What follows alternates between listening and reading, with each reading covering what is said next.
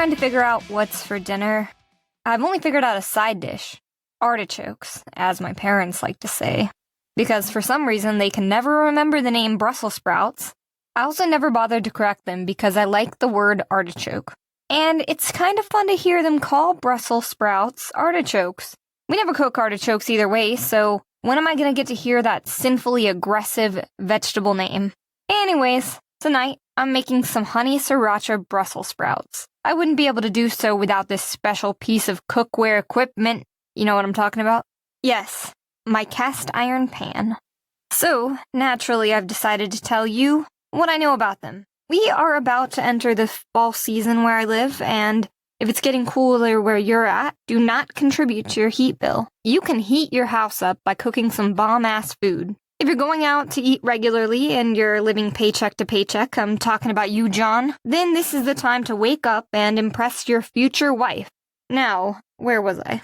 Cooking with cast iron pans can be a pain in the ass. The pans are heavy, they rust easily, and if they're made correctly, they don't come with a handle that helps you avoid the heat. If you're cooking and you touch it, you will burn yourself, but they last forever, if properly treated. And also, they retain heat longer, making them the ideal pan to keep food warm. That's why people love them. That's why I love them. You've probably heard a bunch of mixed advice on how to care for them, but I'll give you the advice that you need. Some say to always clean the pan with soap, and others say soap will kill it. I'm telling you, don't you dare soap that porous pan unless you cook something with sharp flavors in it, like seafood. Then you want to scrub that fishy shit off of it. Or you can have multiple skillets and dedicate one to fish to avoid all that scrubbing. Once you use soap, you'll need to re-season that pan ASAP.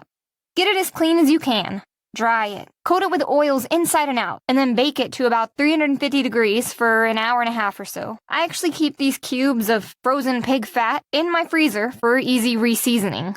Seasoning prevents the pan from rusting, which can occur if the pan is left slightly wet overnight. Embarrassingly to admit, I've actually screwed up a few cast iron cookware pieces by not fully drying them and letting them get all nice and rusty. At that point, my impatient ass decided to rehome them at a Goodwill and let them be another asshole's problem. I'm down to only one pan right now, but it's been going strong for a few years. Maybe in a few years I'll be trusted well enough to inherit Grandma's pans, but she's heard what happened to the rest of them. You don't have to be like me and get rid of your rusted pan, though.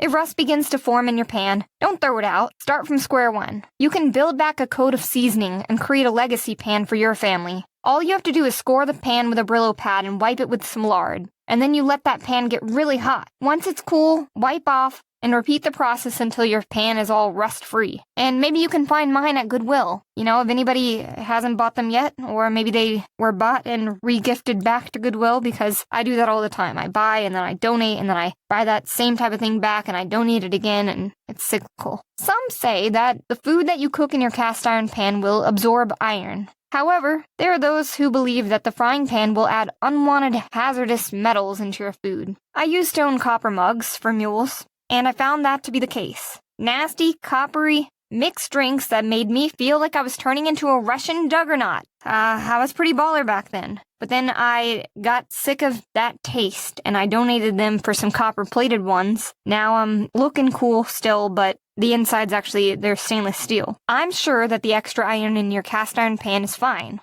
Probably a good supplement for all those nutrients that I'm missing in my diet. I've also never gagged from the metallic-y flavored pan, unlike the mule mugs. These pans are seldom used commercially because of their weight, and to care for them without rusting is pretty time-consuming. You can get some special textures at home when you're cooking with these that you won't be able to get when you go out to your average restaurant. I guarantee you're probably only seeing these for like, oh, I cooked my dessert in this type of pan. I doubt they're using them for the main steak and stuff. So if you want to get some special textures at home that you wouldn't normally be able to get at a fine dining restaurant, try cooking with them. And if you want to copy my recipe for artichokes, buy a bag of Brussels sprouts. They normally come in a 1-pound bag with about 20 sprouts, and then cut them into halves through the root side. Heat up your cast iron skillet with a layer of thin avocado oil in the pan, and then crank it up to medium-high. Put those halved Brussels sprouts cut side down, blackening them, locking in all that sprout juice. I'd say this takes about 20 minutes, maybe 15. While your sprouts are cooking, I want you to prepare the mix that you're going to put on top. It's about the size of an ice cream scoop. You'll put a 50-50 ratio of honey and some kind of hot sauce. I go with sriracha. Mix it together, and then when the bottom of those Brussels have been blackened, flip them so they're on their backs, and then drizzle that sweet heat sauce on top. Cook it on high heat for about 5 minutes, and then turn that pan off. They're ready to consume after you've let them cool down for about another 5 minutes. If you consume too early, that sauce will burn your mouth, and you might not be able to taste how delicious it is. Now my bitch ass is salivating. I need food now. I guess I'm gonna heat up a Hot Pocket. I gotta hold myself over. There's still that other part of dinner that I haven't figured out, and I haven't even started cooking yet. I've met a lot of folks who say Brussels sprouts are bland and they suck. I bet that's because they either steamed or boiled them. Now I'm saying, if you get that cast iron out and you blacken them, and you still don't like them, you've gotta be a picky-ass bitch. My recipe didn't require an oven, but that's another thing that's great about cast iron. You can sear your meat directly in a pan, and then throw that skillet into the oven, locking in the juices for a scrumptious pot roast. You will also have to have some good oven mitts to handle your cast iron. Even when you're trying to reposition the pan on the stove, you probably won't have the finesse to flip your food considering how heavy it is. But if you can, that means that you've got some true muscles. Later, guys. I'm actually way too hungry to talk about kitchen shit without eating right now. This Hot Pocket, it's alright, but it's ham and cheese and a little bit of cat hair.